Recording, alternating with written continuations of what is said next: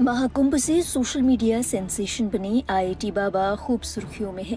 महाकुंभ में पहली बार कैमरे की नजर में आया एक तपस्वी जो फर्राटेदार अंग्रेजी बोल रहा था। पता चला कि साहब आईआईटी बॉम्बे से हैं। वहां से तालीम लेने के बाद मल्टीनेशनल कंपनी में अव्वल दर्जे के पैकेज पर काम भी किया। दुनिया भर के चकाचौंध देखने के बाद एक दिन सब कुछ छोड़ दिया।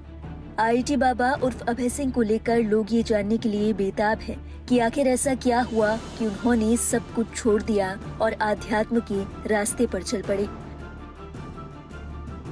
हाल ही में फेमस टीचर बबीता त्यागी उर्फ बबीता मैडम ने आईआईटी बाबा को लेकर अपना मत रखा। उन्होंने बताया कि कैसे एक ब्रिलियंट लड़के ने आध्यात्म का रास्ता चुन लिया। अपने लेक्चर में मैम ने उन तमाम परेशानियों का जिक्र किया जिनसे आईआईटी बाबा को अपने जीवन के दौरान गुजरना पड़ा। बबीता मैम ने इस बात पर भी जोर दिया कि वो कौन सी चीजें थी जिनकी वजह से आईआईटी बाबा का वो हाल है जो सभी देख रहे हैं। अपने लेक्चर के दौरान आईआईटी बाबा के लिए बबीता मैडम ने कहा कि धीरे धीरे अब इस लड़के पर दुख आने लगा है। उन्होंने कहा कि जब मैंने शुरू में देखा तो मुझे लगा कि ऐसे ही कोई लड़का होगा, लेकिन फिर मुझे लगा कि कुछ तो गड़बड़ है। ऐसे ही कोई भगवान की तरफ नहीं चला जाता क्योंकि हम सभी सांसारिक हैं। मैडम ने आगे कहा कि हम सभी को लगता है कि मेरा एक सुंदर सा परिवार हो, माँ बाप हो, भाई बहन हो, कोई हस्बैंड वाइफ हो, बच्चे हों। बबीता मैडम ने कहा कि अभय सिंह केवल मीडिया वालों के साथ मजे कर रहे हैं। इसी बीच बबीता मैडम ने एक क्लिप का जिक्र किया जो उन्होंने हाल ही में देखी। उन्होंने बताया कि इस क्लिप को देखकर मेरी समझ में आया कि ये लड़का ऐसा क्यों बन गया। बबीता मैडम ने कहा, वो बचपन से औरतों को दबा कुचला फील करता आया है। उसके मन में जेंडर के प्रति जो भाव बनना था वो नहीं बन पाया। उसने औरतों को इतना दुखी देखा कि उसके मन में आ गया कि इनको बराबर क्यों नहीं रख सकते। पहले उसने अपने फादर को अपनी माँ के साथ मारपीट करते देखा। उसके पिताजी 70 साल के हैं। कल मैंने उनका इंटरव्यू देखा। उनसे पूछा गया कि क्या वाकई आपके घर का माहौल ऐसा था, तो उन्होंने कहा कि मैं झूठ नहीं बोलता। ये बात सही है कि हमारे घर में कमी थी, यानी उन्होंने अपनी पत्नी के साथ खराब व्यवहार किया। ये छाप उस बच्चे के जहन पर पड़ गई कि मैं अपनी माँ को बचा नहीं सकता, और यही भावना बच्चे के लिए ट्रॉमा बन गई। बबीता मैडम आगे कहती हैं, छोटी मोटी लड़ाई किसके घर में नहीं होती। ऐसा कोई घर नहीं जहाँ लड़ाई ना हो, पर लड़ाई का एक लेवल होना चाहिए। इतनी लड़ाई नहीं होनी चाहिए कि बच्चे के दिमाग पर असर पड़े। उसने बताया कि आईआईटी में जो उसकी गर्लफ्रेंड थी, बचपन में उसके साथ रेप केस हुआ था। इसके बाद उस लड़की की जहाँ शादी हुई, उसका पति उसके साथ वैसा ही बर्ताव करता था। वहाँ उसकी गर्लफ्रेंड की नहीं निभी। उसकी लाइफ में जितनी महिलाएं थीं, माँ से लेकर बहन और गर्लफ्रेंड, सभी की लाइफ बहुत कष्टमय थी। उसके मन में ये बात बैठ गई कि मैं कुछ भी नहीं कर सकता। वो इतना ज्यादा असहाय महसूस करने लगा कि उसे अपने आप से नफरत होने लगी। उसके मन में नेगेटिविटी आ गई।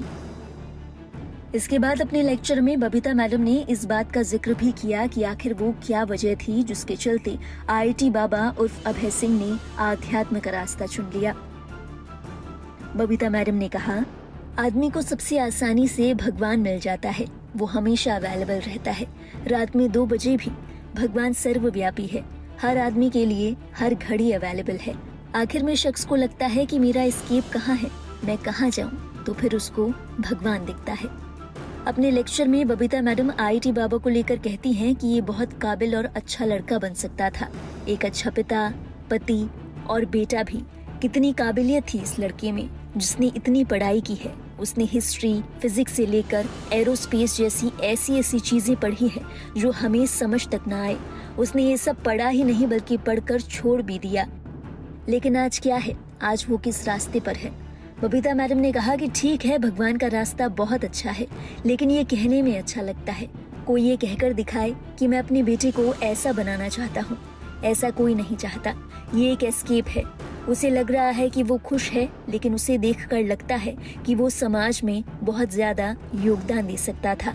वो एक बहुत अच्छा कैरेक्टर बन सकता था। शायद दुनिया और समाज के लिए कोई बड़ा एक्सपेरिमेंट कर लेता, लेकिन वो इतनी नेगेटिविटी से घिर गया कि सब कुछ खत्म हो गया। अपने लेक्चर में बबीता मैडम ने फीमेल पर्सपेक्टिव का भी जिक्र किया। बबीता मैडम ने कहा, उसकी आदतें देखी, नाखून बढ़ा रखे हैं। परसों देखा कि मांग में सिंदूर भर लिया था। उससे पूछा तो बताया कि मैं फील करना चाहता हूँ कि लड़कियाँ कितनी सेंसिटिव होती हैं। उस आदमी के अंदर एक बहुत मासूम बच्चा था जिसे बचपन में ही मार दिया गया। वाकई उसे बहुत प्यार, देखभाल और एक अच्छे माहौल की जरूरत थी, जो किसी ने समझी ही नहीं, जिसके चलते वो आज इस रास्ते पर है। अपने लेक्चर में बबीता मैडम आगे कहती हैं कि बहुत लोग बोल रहे हैं कि अच्छा है कि अभय सिंह भगवान के रास्ते पर है, लेकिन सोचो कि वो समाज के लिए कितना अच्छा कर सकता था। अपने स्टूडेंट से बात करते हुए बबीता मैडम आगे कहती है कि एक समय था जब लोग नल, दमयंती और प्रहलाद के कैरेक्टर से सीखते थे, लेकिन हमें अब भी सीखना है। मैडम ने कहा कि अभय सिंह फिलहाल टॉक ऑफ द टाउन है। आपको उनसे सीखना चाहिए कि घर में अगर अच्छा माहौल नहीं रखेंगे और सोचेंगे कि मेरा बेटा बड़ा होकर मेरे लिए ये करेगा, वो करेगा, तो वो कुछ नहीं कर पाएगा, क्योंकि आपने उसकी बुद्धि का विकास होने ही नहीं दिया। बबीता मैडम ने आईटी बाबा का जिक्र करते हुए देखा कि उनके पिता ने इंटरव्यू में कहा कि जो भी कुछ उनका है, उनकी प्रॉपर्टी, उनका घर, वो सभी अभय सिंह का है। वो 70 साल के हैं, उनकी बेटी कनाडा में रहती है और अभय सिंह इकलौते बेटे हैं। गौर से देखा जाए तो वो अब इस संपत्ति का क्या करेंगे? जिस दिन पिता चले गए, इस संपत्ति का क्या होगा? इसका वारिस कौन होगा? बबीता मैडम ने कहा कि ये एक सीख पूरे इंडिया के लिए है।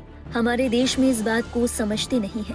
इससे सीखना चाहिए कि एक ब्रिलियंट दिमाग को भी माँ बाप की लड़ाई किस कदर खत्म कर देती है। बबीता मैडम ने आगे कहा कि लोग फिलहाल बात कर रहे हैं क्योंकि महाकुंभ चल रहा है, लेकिन 6 महीने बाद किसी को याद नहीं होगा कि अभय सिंह आईटी बाबा कौन है। किसी को फर्क नहीं पड़ेगा।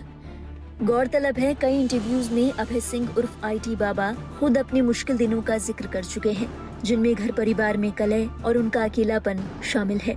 अभय सिंह बता चुके हैं कि किस तरह से बचपन में वो प्यार की कमी को महसूस किया करते थे। उनके घर के तमाम मर्द औरतों को कंट्रोल किया करते थे, उन पर हाथ उठाया करते थे।